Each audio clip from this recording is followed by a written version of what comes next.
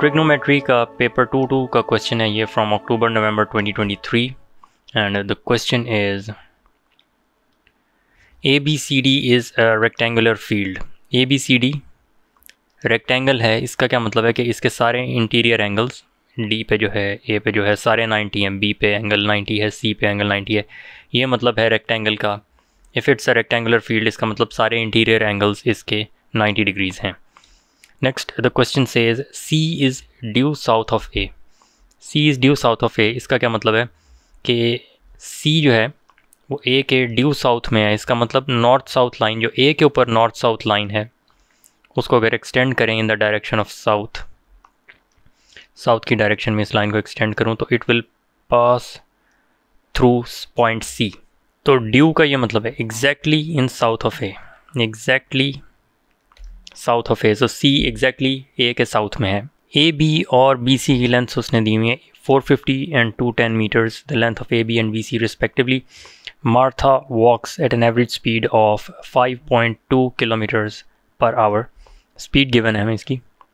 Calculate the time Martha takes to walk once around the perimeter of the field. Around the perimeter of the field उसने walk किया, speed है 5.2 kilometres per hour और कितना time लगा। Time calculate करने के लिए हमें पहले डिस्टेंस चाहिए होगा कि डिस्टेंस कितना कवर किया। तो distance is the perimeter of the field. Perimeter क्या होगा 450। अगर AB length 450 and this is a rectangle, इसका मतलब लेंथ DCB 450 है, दैट मीन्स 450 टाइम्स 2। और इसी तरह ये वाली लेंथ BC अगर 210 है, दैट मीन्स ये वाली length AD this will also be 210, so 210 times 2 और इन दोनों को ऐड कर देंगे 450 times 2 and 210 times 2। So perimeter होगा 450 times 2 plus 210 times 2 and that is equal to 1320 meters, the perimeter। तो डिस्टेंस जो कवर किया उसने D is this। अब टाइम कितना लगा उसको ये डिस्टेंस कवर करते हुए, time is equal to distance divided by speed.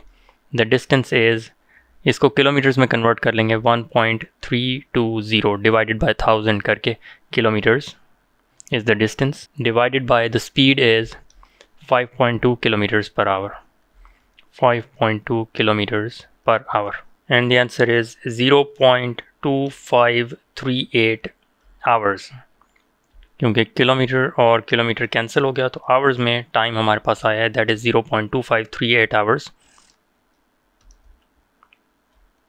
T equals 0.2538 hours. और उसने कहा है give the answer correct to the nearest minute. तो पहले इसको मिनट्स में कन्वर्ट करना होगा, we multiply it by 60 and the time in minutes is 15.228 minutes and to the nearest minute if we round it off it is 15 minutes. Next the question says show that the bearing of D from A is 245 degrees। D from A, अब इसमें bearing कहाँ से major होगा, from A। इसका मतलब north कहाँ पे draw करनी है, नॉर्थ इज़ एट A।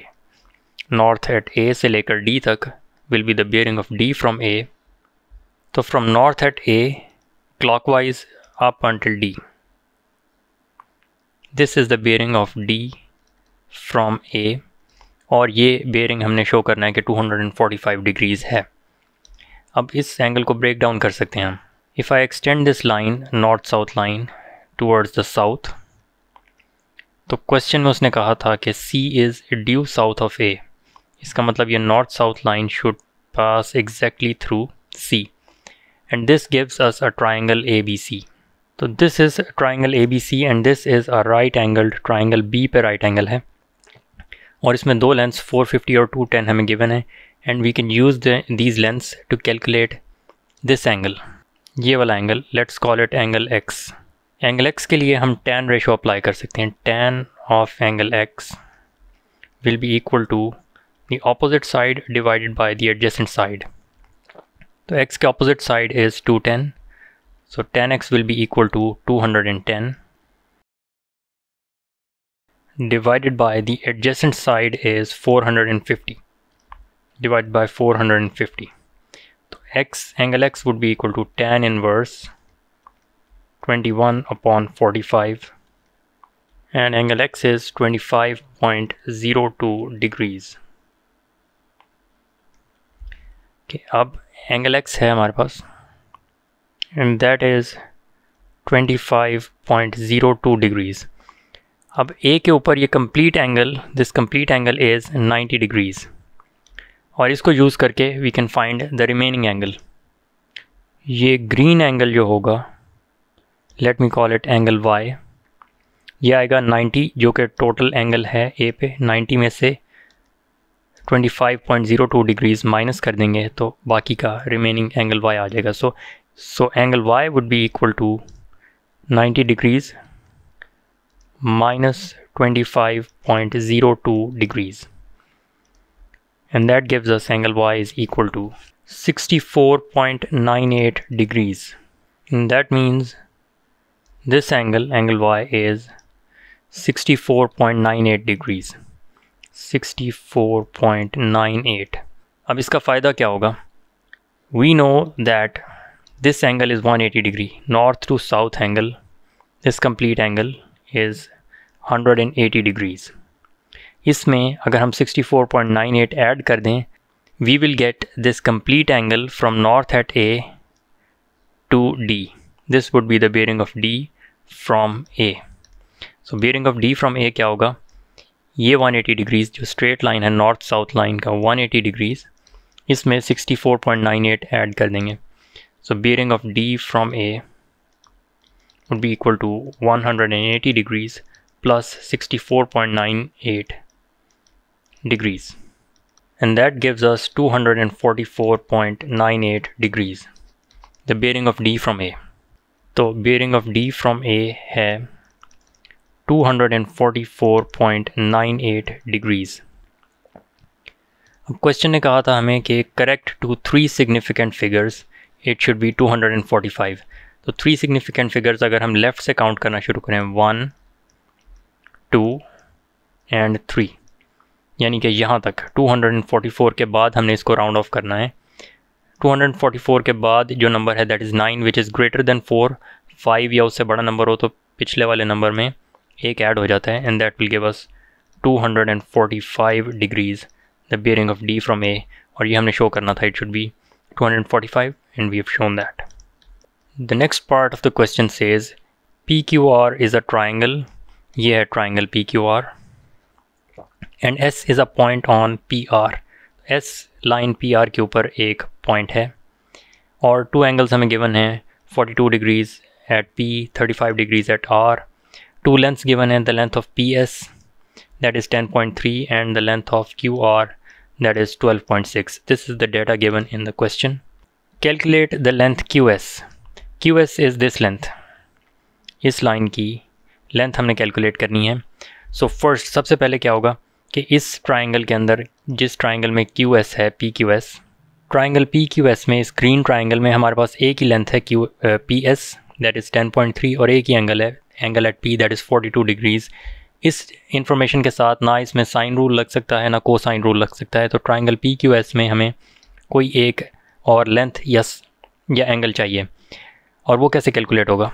अगर इस बड़ी ट्राइंगल को हम कंसिडर करें द ट्राइंगल PQR, इस ट्राइंगल में हमारे पास एक एंगल है 42 डिग्रीज़ और इस एंगल के ऑपोजिट साइड की लेंथ गिवन है 12.6 और इस ट्राइंगल के अंदर एक और एंगल गिवन है 35 डिग्रीज़ और इस एंगल के ऑपोजिट साइड की लेंथ नहीं given but we can use the sine rule to calculate the length of this side PQ. So applying sine rule on triangle PQR we get PQ divided by sine of its opposite angle that is 35 degrees is equal to 12.6 divided by sine of its opposite angle that is 42 degrees. और यहाँ से हम PQ को subject बना सकते हैं. Sign 35 को दूसरी तरफ मल्टीप्लाई कर देंगे. We get PQ is equal to 12.6 times sine 35 divided by sine 42 and that gives us PQ is equal to 10.8 centimeters. PQ अब हमारे पास है and that is 10.8 centimeters. ये लेंथ PQ कैलकुलेट कर ली हुई है. अब ट्राइंगल PQS में, जो कि ये ट्राइंगल है, we have one angle 42 degrees and we have two sides, और थर्ड साइड QS हमने कैलकुलेट करनी है. तो 3 sides और 1 एंगल,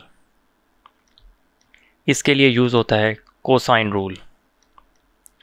मतलब अगर 3 sides और 1 एंगल इन्वॉल्व है, वो एंगल कैलकुलेट करना हो सकता है हमें, एंगल अननोन हो सकता है, या 3 sides में से एक साइड अननोन हो सकती है.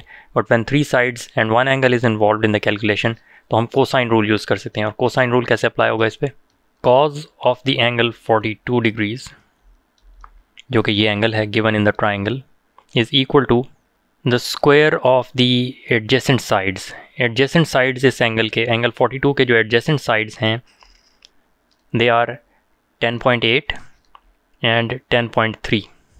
तो इनका स्क्वायर ऐड करना है, 10.8 स्क्वायर प्लस 10.3 स्क्वायर. तो एडजेसेंट साइड्स का स्क्वायर ऐड कर दिया. एंड आफ्टर दैट जो एंगल की ऑपोजिट साइड है, द साइड QS, जो कि कैलकुलेट भी करनी है, उसका स्क्वायर सब्ट्रैक्ट करना है. तो यहाँ फार्मूला में -QS स्क्वायर्ड. तो जो एडजेसेंट साइड्स हैं उनके स्क्वायर को ऐड करना है, प्लस साइन के साथ लिखना है, और जो ऑपोजिट साइड है उसके स्क्वायर को माइनस साइन के साथ लिखना है. And after that in the denominator जो एडजेसेंट साइड्स हैं उनको मल्टीप्लाई करना है विद 2 टाइम्स 10.8 टाइम्स 10.3, और स्क्वायर नहीं लिखना डिनोमिनेटर में. So this is the formula for the cosine rule. अब इसमें QS को सब्जेक्ट बनाना है because we need to calculate QS. उसके लिए सबसे पहले डिनोमिनेटर को दूसरी साइड पे मल्टीप्लाई करेंगे हम. 2 times 10.8 times 10.3 times cos 42 is equal to 10.8 square plus 10.3 squared minus QS squared. अब क्योंकि QS को सब्जेक्ट बनाना है तो QS स्क्वायर्ड को मैं मूव कर दूंगा to the left hand side of the equation, और इसका साइन पॉजिटिव हो जाएगा. और ये पूरी term 2 times 10.8 times 10.3 times cos 42, इस पूरी टर्म को इक्वेशन के राइट हैंड साइड पे मूव कर देना है और इसका साइन नेगेटिव हो जाएगा. So QS squared will be equal to 10.8 squared plus 10.3 squared minus 2 times जो लेफ्ट हैंड साइड से टर्म आई है पूरी की पूरी माइनस साइन के साथ 10.3 times cos 42. Now this will give the value of QS squared. लेकिन हमें QS, सिर्फ QS की वैल्यू चाहिए, तो उसके लिए we will take square root on both sides of the equation. Left hand side पे स्क्वायर और स्क्वायर रूट कैंसिल हो जाएगा and we will be left with just QS is equal to the under root of this entire thing. And that gives us QS is equal to 7.58 centimeters. और इसको हम answer space में लिख सकते हैं 7.58 centimetres.